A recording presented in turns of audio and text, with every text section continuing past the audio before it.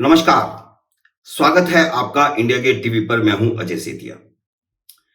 मित्रों, मोदी सरकार ने बेरोजगार युवाओं को 4 साल के लिए सेना में नौकरी देने की योजना बनाई है और इस योजना का रक्षा मंत्री राजनाथ सिंह ने ऐलान किया है। इसे आप अब तक की प्रचलित भाषा में टूर ऑफ ड्यूटी कह सकते हैं।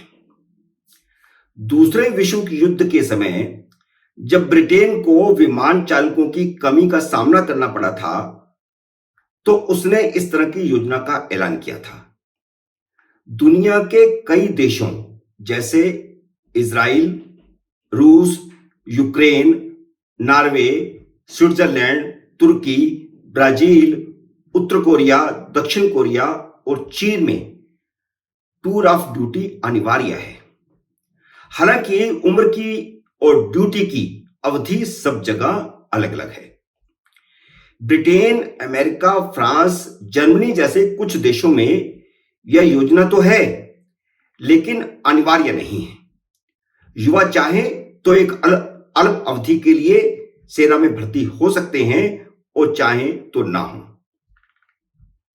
मोदी सरकार ने भी अग्निपथ नाम से इस योजना को लागू करते हुए टूर ऑफ ड्यूटी अनिवार्य नहीं की है।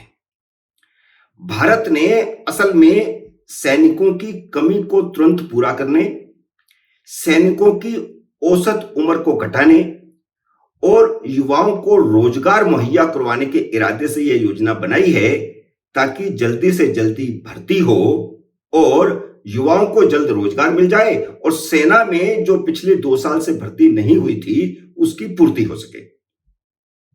लेकिन योजना का ऐलान करने के से पहले पूरी तैयारी नहीं की गई कि 4 साल बाद सेना से वापस आकर वे युवक करेंगे क्या। उनकी भर्ती की उम्र 17.5 साल से 21 साल के बीच रखी गई है। मान लो कोई 18 साल का युवक अपनी पढ़ाई बीच में छोड़कर सेना में जाता है और 4 साल बाद 22 साल की उम्र में वापस आ जाता है, तो उसे नया रोजगार हासिल करने के लिए नए कार्य की दक्षता या फिर नए सिरे से पढ़ाई शुरू करनी पड़ेगी, क्योंकि योजना में भविष्य की सुरक्षा की कोई गारंटी नहीं है। ना पेंशन है, ना अन्य कोई बेनिफिट है और ना ही उसके बाद रोजगार की कोई गारंटी है। अब मान लो कोई मैक्सिमम 21 साल की उम्र में इस योजना के तहत भर्ती हुआ, 25 साल की उम्र में वह वापस आ गया, तो उसके बाद वह क्या करेगा? कोई तस्वीर साफ नहीं। उसे नौकरी के समय 30 से 40 हजार तक का वेतन मिलेगा और 4 साल बाद जब वह लौट रहा होगा तो एक मुश्त 11,71,000 रुपए मिलेंगे। तो 12 लाख से तो बाकी का जीवन नहीं चल सकता, ना ही 12 लाख से कोई छोटा मोटा सम्मानजनक जो रोजगार शुरू हो सकता है। योजना का नाम अग्निपथ रखा गया है। यह अपरिपक्व योजना युवाओं को सचमुच सारी जिंदगी के लिए अग्निपथ पर धकेलने वाली है, क्योंकि सिर्फ 25% को आगे 15 साल की पक्की नौकरी देने की बात कही गई है। लेकिन योजना में यह गारंटी भी नहीं है कि अग्निपथ योजना में भर्ती युवाओं में से 25% को सेना में भर्ती दी ही जाएगी।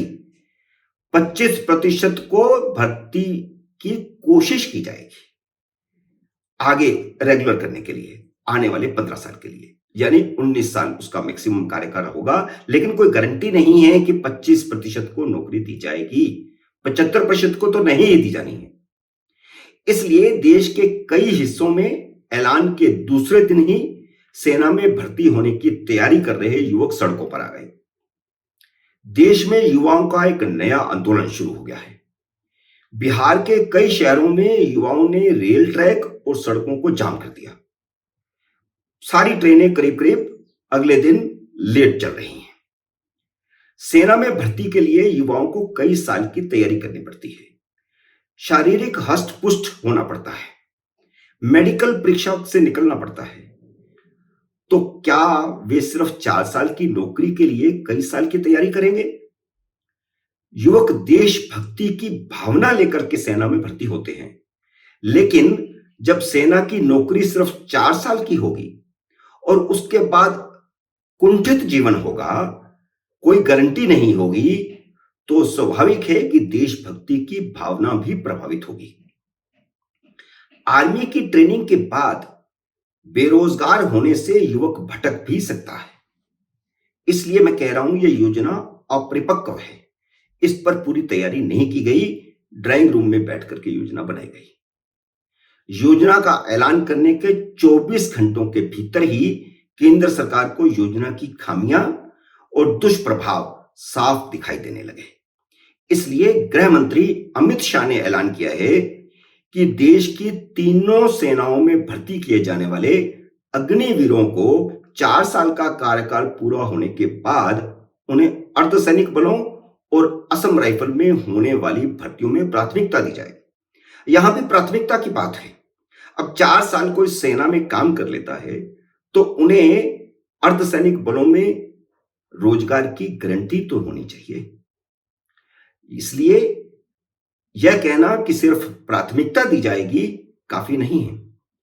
योजना को और पॉलिश किए जाने की जरूरत है, ताकि 4 साल बाद वापस आए युवा को रोजगार की 100% गारंटी दी जा सके। इस पूरी योजना को समझने के लिए आप वीडियो के ठीक नीचे दाईं ओर दिखाई दे रहे वी निशान को क्लिक करके डिस्क्रिप्शन में देख सकते हैं। मित्रों, उम्मीद है मेरा ये वीडियो आपको पसंद आया होगा। इसे लाइक करिए, शेयर कीजिए और अगर आप मेरे यूट्यूब चैनल पर नए हैं तो कृपया सब्सक्राइब भी कीजिए और घंटी का बटन भी दबाइए, ताकि जैसे ही नया वीडियो आए आपको सूचना आए। नए वीडियो का करिए इंतजार। तब तक नमस्कार।